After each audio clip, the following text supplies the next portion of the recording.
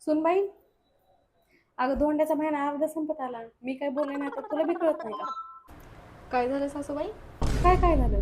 धोंड्याचा महिना अर्धा संपत आला. धोंडे खायला काय बोलवायचंय का नाही ताईला आणि जावयाला?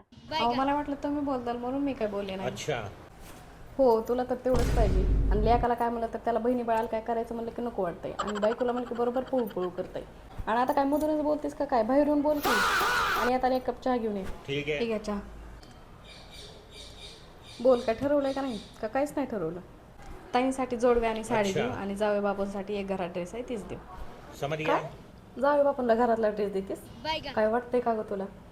मी जी सांगते ती करा. जावई बापूंला 2 सोन्याच्या अंगठ्या आणि 2-3 हजाराचा ड्रेस घ्यायचा. काय सोन्याची अंगठी? तेवढं बजेट नाही आपलं. आणि प्रत्येक वेळेस रडगाणं तुमचं तीच आहे. कधीतरी आहे म्हणायचं. त्या सोन्याच्या अंगठीसाठी आपल्याला घरदार विकावं लागेल. माहिती नाही का सोनं किती महाग झालंय ते? घर विका नाही तर काय विकायचंय ती विका. अच्छा. पण माझ्या लेकीला जावायला मी जी म्हणले तीच करायचंय. समझ अहो गया. ती मोदी सुद्धा सांगायला लागलाय की सोनं घेऊ नका म्हणून पैसे वाचवा. ठीक आहे. त्याला काय जाते सांगायला?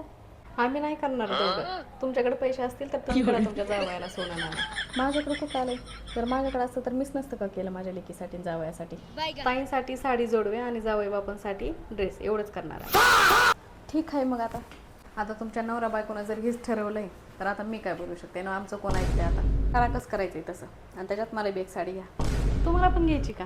बरं ठीक आहे घेऊ. ठीक आहे जा मला एक कप चहा. हो आणते.